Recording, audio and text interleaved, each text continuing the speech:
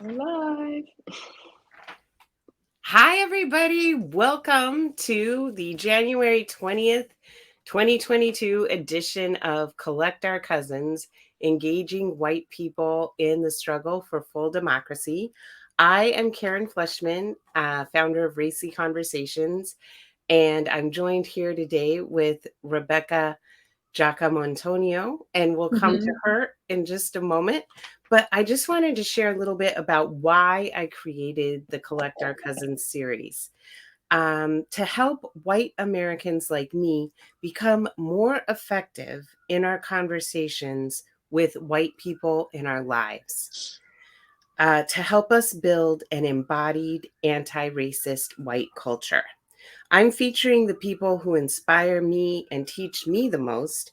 White Americans, the battle for democracy will not be won in courtrooms or in the streets. It must be won in white living rooms, dining room tables, neighborhood meetings, boardrooms, school board meetings. As an anti-racist, collecting my cousins often falls to the last on my to-do list. Oh, I'll get to that next month. But I invite all of you to join me in the Collect Our Cousins Challenge, which is write a list of your friends and family you will collect this year. Think about every group you are a part of.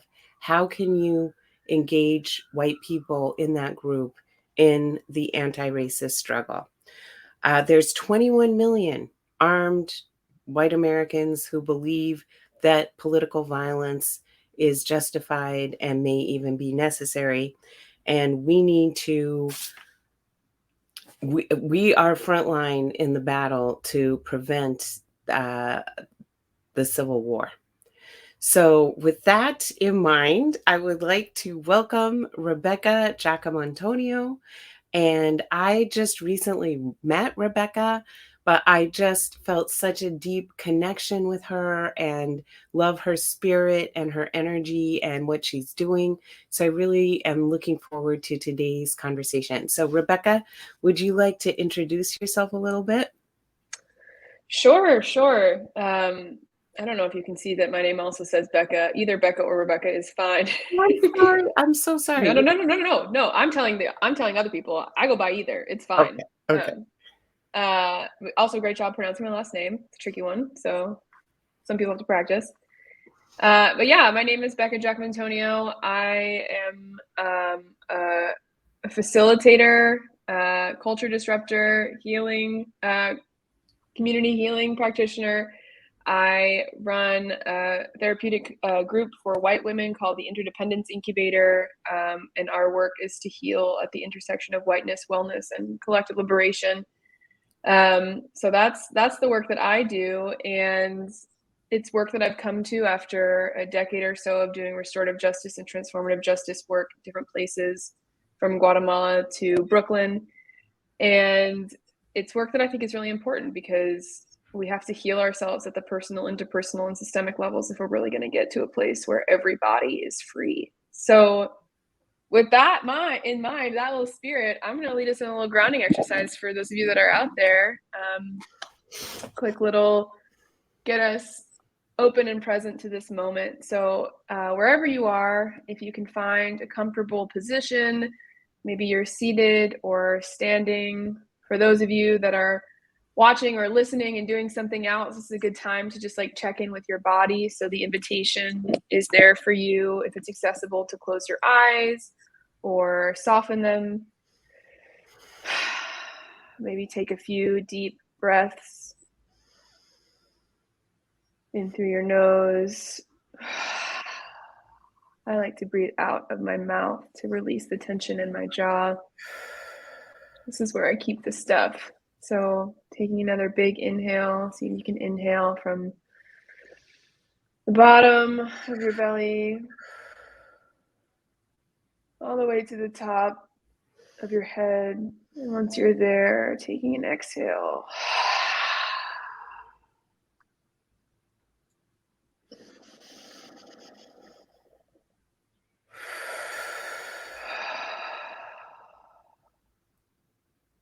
Maybe you take a few Long, deep breaths just in and out through your nose.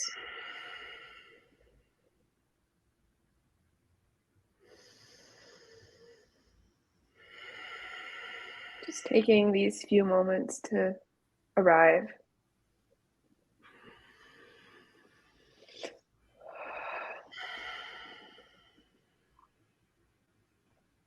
To become fully present to this moment.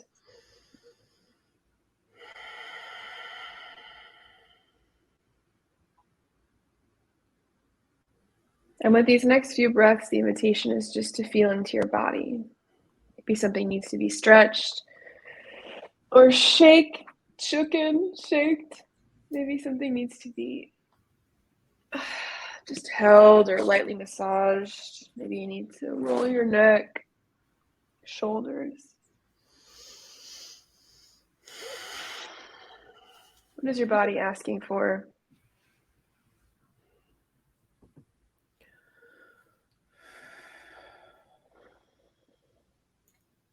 Welcoming yourself to this space, this shared conversation. Returning.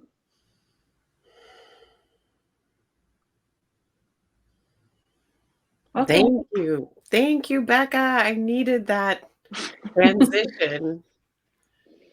Yeah, so important. Only if we can only take a few minutes to just breathe and connect with our body. It's always a few moments, even not minutes, that are worthy of the investment. Yes. So, Rebekah, you and I have been talking about the limitations of individual mental health care. And why don't you share some of your thoughts about that? Yeah, totally. Well, I think something that's always been really interesting to me is the relationships between people and people and other people and structures and systems and societies, like cultures, etc.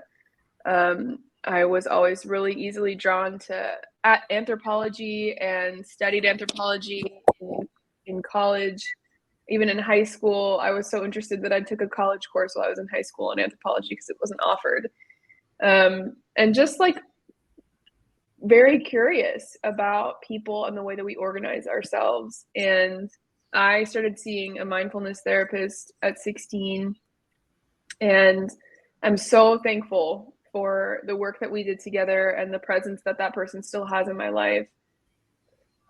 More of a mentor figure now. But one thing I noticed as I was sort of coming of age, like moving into college and becoming politicized, starting to understand my role, my identity. You know, I grew up in rural Maine, so I'm not used to seeing folks that weren't white or understanding really knowing anyone that didn't share my identity. There was some class stuff that I grew up with, but in terms of like anything that felt really gritty or challenging or asked me to identify with something that was larger than myself, I didn't really have that experience. So and that all shattered when I went to college, and I was like my college was in Florida, and I was driving into Sarasota, which is where my college was. And before we entered Sarasota, Sarasota is like just south of Tampa. So you have to drive through Tampa, and then between Tampa and Sarasota, there is like the largest Confederate flag that I have ever seen, like the biggest flag I've ever seen, period. And it was a Confederate flag. And I remember like driving my like little Honda Accord being like, oh, okay. Like I am somewhere else now. And there's different rules, or there's like rules that I just like, didn't know about. And so anyways, then I got into restorative justice and transformative justice, which is all about community healing, like what are communal processes to getting well and being well and staying well at the root. And it was really through that work that I started to challenge or question or like think critically about some of the ways that I had been healing in my one-on-one work with my therapist. And, you know, there's a great foundation led by that work, but there was this huge piece that was missing. Like, I still wasn't really good at my interpersonal relationships or understanding why it was important to be in relationship with other people. Like, I knew that it was important, but I just like couldn't figure out what was there or anything like that. And then like the systemic piece, you know, I was in a lot of guilt and shame in my politicization as a white woman, feeling like because I was white, I didn't deserve to feel good. And that took me down a deep, dark spiral that eventually ended in like the worst burnout that I've ever heard of. But yeah, and it was through that experience that I was like, I have been in therapy now for almost 10 years, and I just had this like massive burnout that totally shut down my nervous system. Like, how is this possible? Like, something is missing. Like, my mindfulness and meditation practice is not, there's just this huge piece that's missing at the interpersonal and systemic levels. And now I'm in a clinical mental health counseling program, and I'm starting to figure out what my counseling was missing, because we are not trained. We are trained explicitly to not bring our whole selves to the counseling space. We are trained to leave our identities, our beliefs, our whatever on outside of the room, to the point where if I am someone who doesn't support, like if I am someone, for example, if I'm a therapist who is very committed to my Christian belief that marriage is one way, right? Like homophobic beliefs, I am ethically required by the ethics of the counseling profession to keep counseling queer clients and not tell them that I have these beliefs, that my beliefs are against their identity. And so, and actually counselors are not able to like opt out because they have beliefs like that of counseling. They have to prove that they're unable, basically.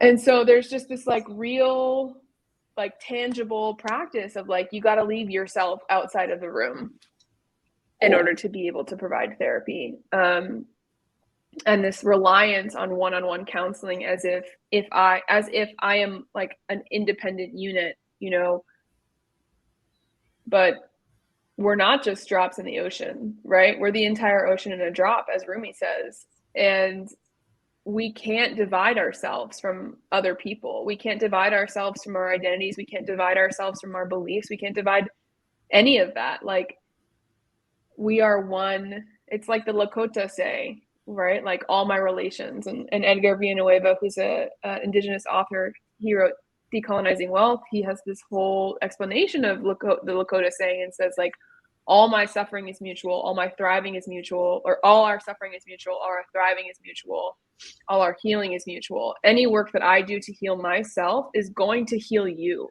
right? We belong to each other. And counseling and the mental health field right now is in denial of that fact. Like, counseling, mainstream mental health care practitioners will tell you, or are taught to tell you, that you belong to yourself, just you. And A, that's just not true. And B, it's not going to get us to collective liberation. It's just not. It's not freeing us either. Even if we think we're free, maybe, but we're not until everybody else is. And that only happens if we recognize that we belong to each other fundamentally. So yes.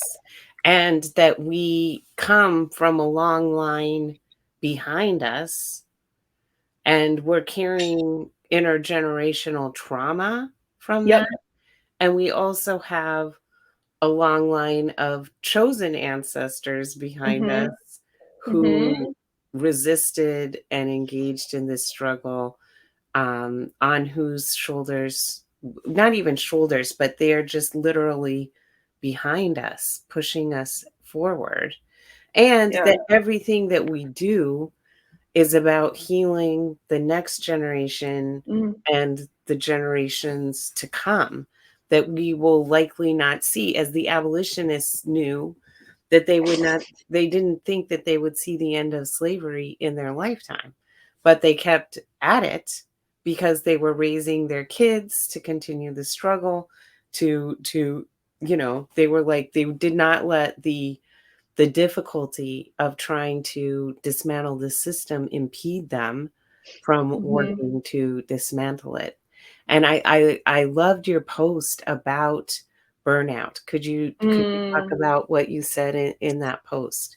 Yeah, so I think, for a long time, and this includes myself, like I was in the nonprofit industry for over a decade and in different roles, and the burnout was a badge of honor. Like, oh, I'm so burned out. And when you say that, you want people to be like, yeah. And like, you expect them to think, well, she's working like really hard, like she's working really hard. She's like so dedicated to the cause. Like I would just like list to people, I'd be like, I'm like my internship and my volunteer time and my like in my work that I was doing for like, those are 3 different nonprofits. I had an internship at one, I had volunteer at another one, and I had, like work I would do for a third nonprofit. And then on top of that, I was in school and waiting tables 5 nights a week because, the nonprofit was not paying my bills.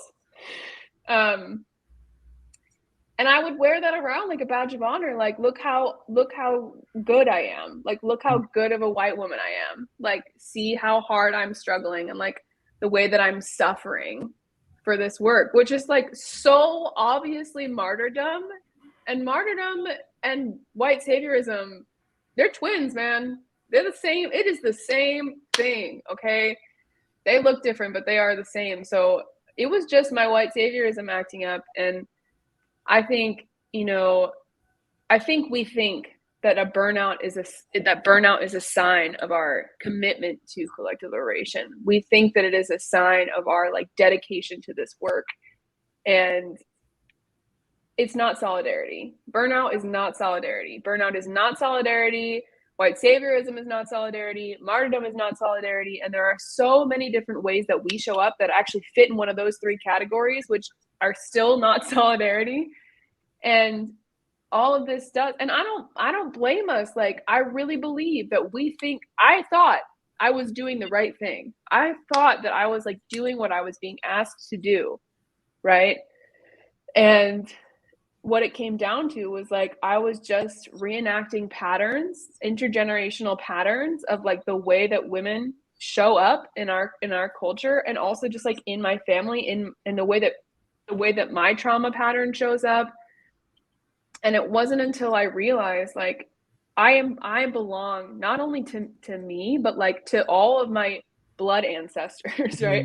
And all of my chosen ancestors and all of the people on this planet with me right now, and everybody that's going to come afterwards. Like, I belong to them, and my liberation, my freedom, my ability to feel good and like be good and like be a whole human being. Sonia Renee Taylor says like, able to like live my highest self in radical self-love. Like, that is what collective liberation is for her. And I'm like 100% on board with that. I'm like, yes, my ability to feel that, to like live into my highest self, is directly related to everybody else around me's ability to do that. And until I recognize that like I won't be free until my neighbors are, my coworkers are, my like everybody has to be in it with me. And once I realized that like this work, the work of organizing, the work towards collective liberation, was not just like something I did to be a good human or something I needed to do in order to like earn my right, because that's a huge piece of it too, like earn my place on this planet. It was actually work to free me. It was freeing us. And then I was like, oh, well, if this is for my liberation, then it should feel life-giving. Like, it's going to be hard and challenging, and it's not going to always feel cushy and good all the time. I'm not expecting that, but it should feel like it's bringing me towards freedom every day. Every day this work should feel like it's bringing me towards freedom, which is not always like, gallivanting through a sunny field of flowers, but it still should be giving me like life and connecting me with other people. And that for me that's when I discovered what solidarity looks like, because it was not just like helping you, not like walking alongside you because I'm a good person, but walking alongside you because this is how I get free too. Yes. Yes. As you were talking, it was really evoking for me my mentor, Sweetwater Nanook, who is she's a native Alaskan woman from Tlingit, and she is the head of I Don't Know More Washington. And I have learned so much from her about the Native approach to what we call restorative justice, but it was actually like white anthropologists going and studying how Native people do accountability and healing work in their community, who named it restorative justice. And there, there's a lot of politics Yeah. involved in that, but how, like in the Tlingit tradition, like everything is matrilineal, and then when there's harm, like the matriarchs come together within their line, and they, kind of decide what's going to happen, and they work it out with the parties, to heal the harm collectively, because it is not just a breach between the two people, it is a breach of the trust and the spirit of the entire community. And I think there is so much that we need to apply that principle to heal what is going on in our society right now, and to recognize that our shared humanity, and to recognize that it's not like white people who are swooping in to fix racism, to end racism, to help people of color. That is not our role. Our role is to heal ourselves and our cousins, so that we can show up in solidarity and work collectively toward our collective liberation. Yeah. I mean, I think, and this is why the program that I run is in a group form, because I mean, I think that there's time and space for one-on-one work. At this point in my work and journey, I'm not prepared to take a firm stance for or against one-on-one work. I can just say that it had a limit. It had a limit for me. And I think, we really have to start, the reason that it's in the group space is because we need to be feeling that energetic pull from each other to be able to start practicing it, right? We need to be experimenting, playing with this stuff, because how we show, like, if we're just having a one-on-one session with the therapist, right? Like, our stuff is not going to be reflected back to us the same way as it will be in a group, because then you have a bunch of different people who are witnessing you, who are like seeing you process this, and they can see stuff that you can't see, and you can see it from multiple perspectives. And we need that space to be able to experiment and play, because I may do something or say something that lands with you, but then somebody else in the group is like, actually, that hit away that I'm not really sure you meant, and then somebody else will be like, well, I did feel that too. I mean, a great example of this is I was in an RJ training years ago, and someone said something harmful to me and another person in the circle.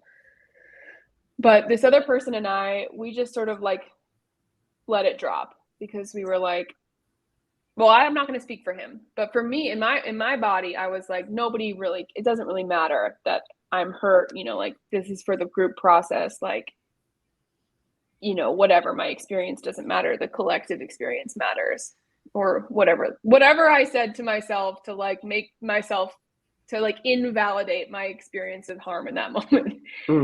And the day went on, and it was a day-long training, and the day went on, and the whole day I felt unsafe in the circle, because I had just been harmed by this person.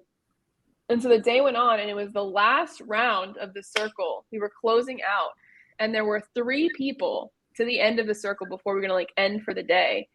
And before it got back to the facilitator, and the facilitator was going to close. And this person was like visibly anxious and like started crying and just like was visibly upset and started like couldn't even get her words out, but was like, I need to say something because harm happened this morning and we didn't acknowledge it and it doesn't feel aligned with the work that we're doing. And I felt it, and I felt unsafe in the circle because harm happened this morning. This other person was talking, and I just sat there and I was like, oh my gosh, like what happened to me matters. Like it's like my experience, my harm matters. Like somebody else felt harm because I was harmed and it didn't get heard. It didn't get acknowledged. And this person was like, I needed to say something because it felt like a betrayal of our trust, our community, our collective. And we ended up going for another hour and a half or 2 hours processing what had happened in the morning. And for me, it was just this like transformative experience. So I was like, this is it. Like this is circle. This is what I came for. Like I came for this process. Everything else in that training was fine, but not it. Like this moment, me being harmed at the beginning of a day and in a whole day passing where nobody talked about it because the facilitators of the space were white, and we know that white folks love to avoid conflict, even in restorative justice training processes, even there. So anyways. We're like, well, let's go to restorative justice because then we don't have to have conflict. Like, yeah, I'm like, no conflict. And listen, I was conflict averse. I still am conflict averse. Yeah. Oh yeah. It is 100%. Total white supremacy culture, folks. There is nothing wrong with conflict. There's nothing wrong with getting angry. There's nothing wrong with expressing how we feel. It is all okay and necessary. And I'm so glad that you had that transformative experience. And I also think the other thing about collective healing is there's just much more truth and accountability, right? Yeah.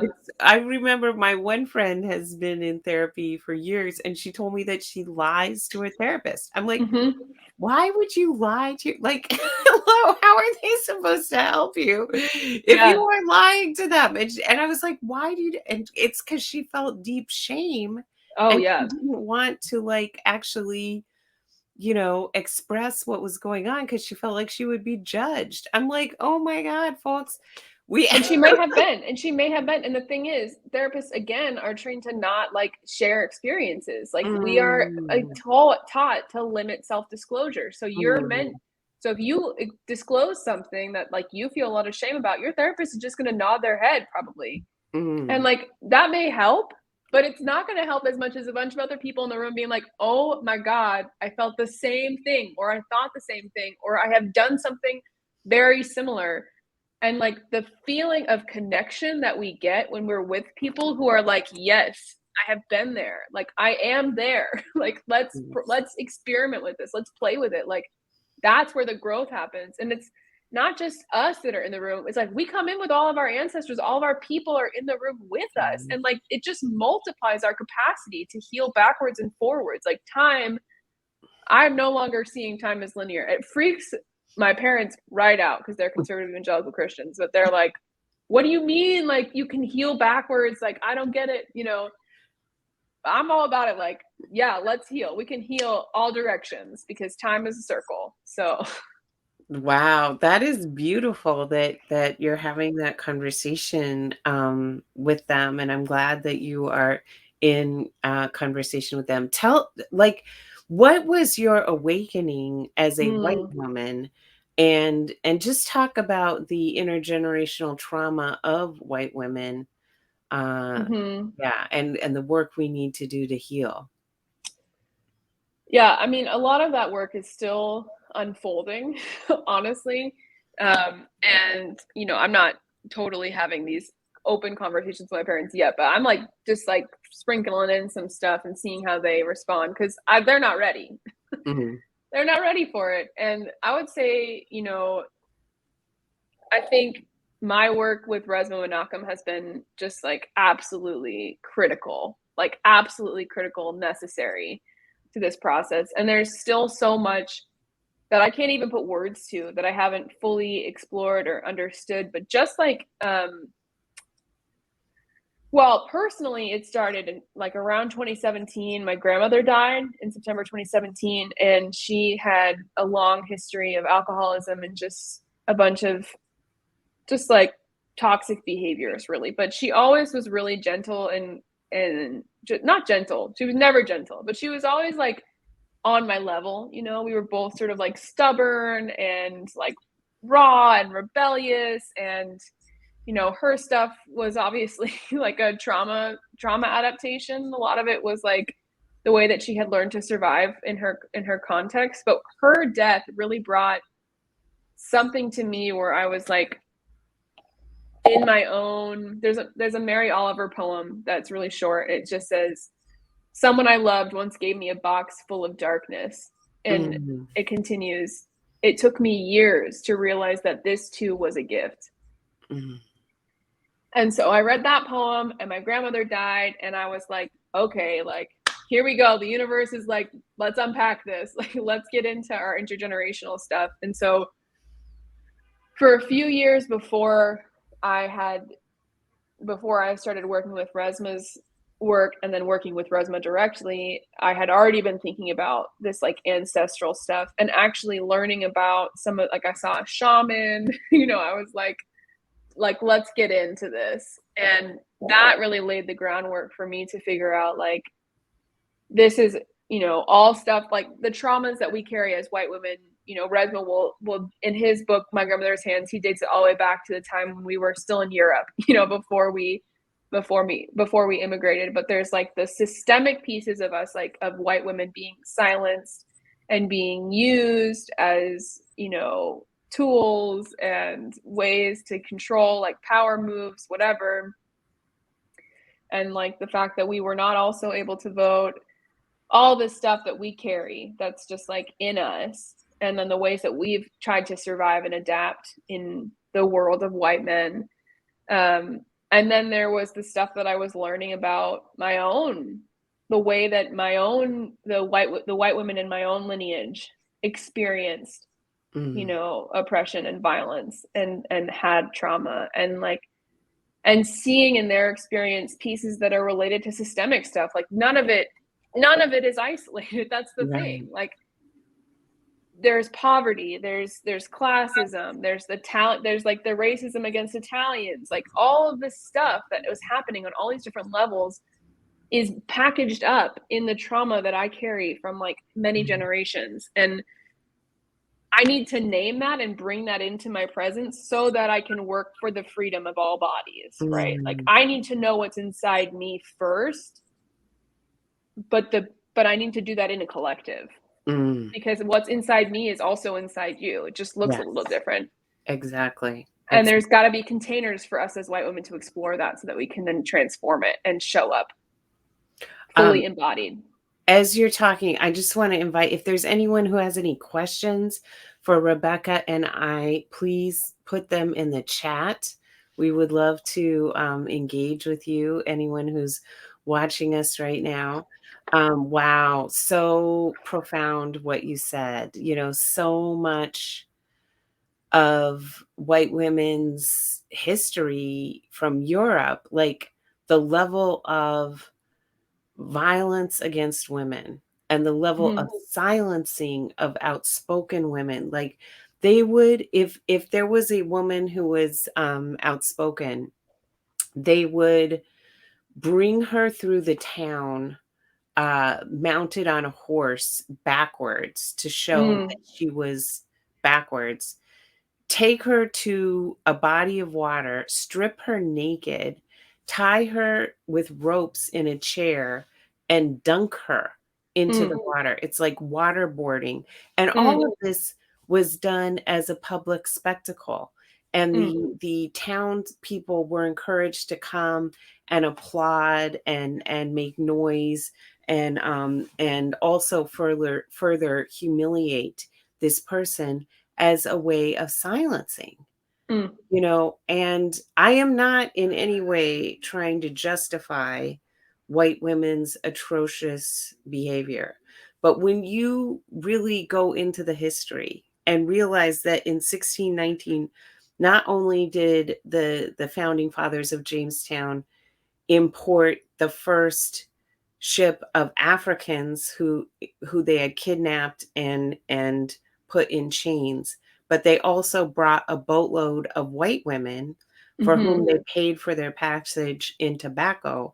And they were called tobacco brides because they knew from the beginning that in order to make this an intergenerational enterprise, they had to have white women so that they could have white heirs.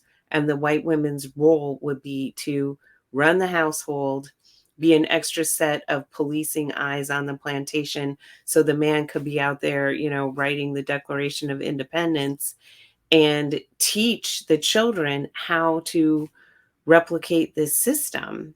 And at that time when we married, we weren't even human beings. We ceased to be human.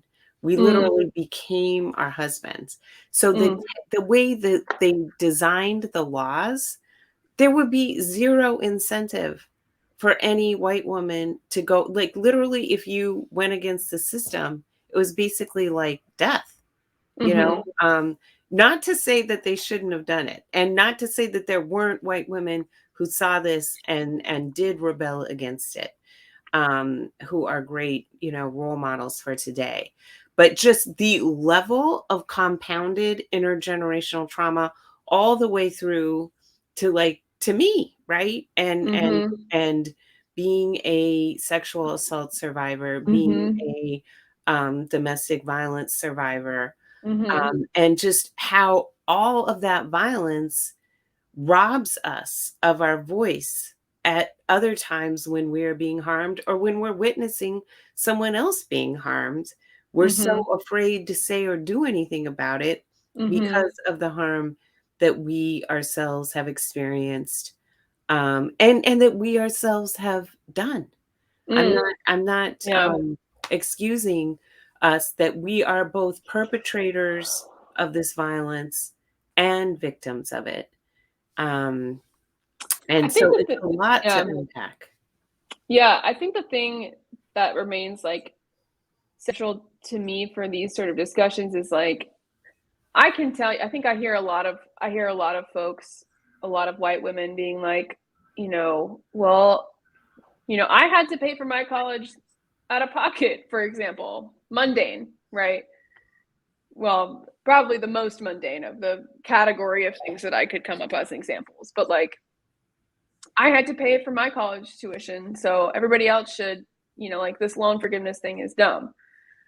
Okay, well, have you actually sat with like the stuff, like what you had to, like, let's unpack this. Like, why don't you actually sit with what it was for you to pay for your student loans? Like, what sacrifices did you have to make? Like, let's grieve those to get, like, let's sit and just like get in your experience and grieve what you lost when you had to pay off your student debt, and like really sit with how hard that was for you. And there are conversations about like inflation and all this other stuff, that it wasn't actually that hard for them. Maybe those numbers matter. Maybe I don't think they do.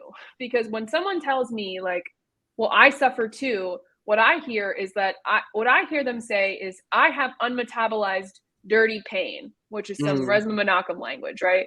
What I hear them say is, I have unmetabolized trauma, that I have trauma that I have not processed fully, I have not dealt with. And as a result, I am still aching from that hurt or harm.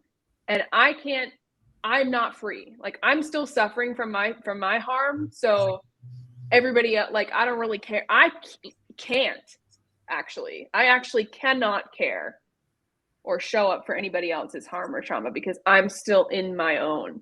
And I don't have a way to regulate my nervous system and get settled so that I can hear and sit with you when you tell me about how hard, in this example that I already gave, about how hard it is for you today to pay for your to pay for college, because my stuff is unmetabolized. So it's not a matter of like, it's not even a matter of whether or not the fact that white women have been through shit is justified or a reasonable excuse. Like, that actually doesn't really matter. The facts, here are the facts. We've all been harmed. And everybody's harm is like deep, long, terrible. The truth is that white women need to deal with their shit, right? But we can live as if we don't have shit. That's white privilege right there. I can live as if I don't have any stuff to process. I don't know if I can swear on this, so I'm sorry if there's like, because of the material comfort. That is exactly. the transaction. In exchange for you, absorbing all this trauma and being a part of this system and playing this role, you will have a nice house. You will go on vacation. You will have a Christmas card to send at the end of the year to all your friends. You will be able to go and buy the clothes that you want to wear. That is the reward for our silence and our complicity in this is material comfort that does provide that. Like, why do I need to care about you? Because everything that I need is within these four walls. My 401k is doing well. That's all. Getting my kids into a good college and how well they do at their soccer game is all that matters to me. Meanwhile, your soul, your everything about you that is non-material is just withering and decaying decaying and becoming worse and worse. But you also have access to things that can numb it, like alcohol, wine mom. I am terrified by wine mom. I feel for her. I feel for her too. But you know who I also feel for her kids. Growing up in an alcoholic home, I feel for the youth of this generation, everything that they have experienced, especially in this pandemic time. I just hold, I came to this work from doing youth development work. That is my entree to this field. And I just have a huge soft spot in my heart for young people and just send so much love and healing to all the young people experiencing trauma right now. And I just want to encourage that if you are listening to this, know that there are people out there who do care and who have experienced trauma too, and that we can come together and work collectively toward our collective healing. And I encourage you to reach out to Bekah, learn about her work, reach out to me, stay tuned into this series. We are going to have next week, I'm super excited, Eric Ward of the Western States Center. So Eric Ward is a civil rights strategist. The Western States Center is in Portland, Oregon, and they work largely in the Mountain West states around combating white supremacy, white nationalism, and anti-Semitism. And I'm really looking forward to that conversation, which is more on a systemic level. How do we address this as a community? But we just have a few more minutes left, Bekah. I wanted to ask you if you could wave a magic wand and get white people to either stop doing something or start doing something, what would it be?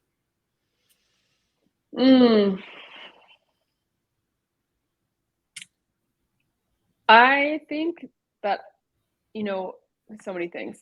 But one thing, I think I would ask them to slow down.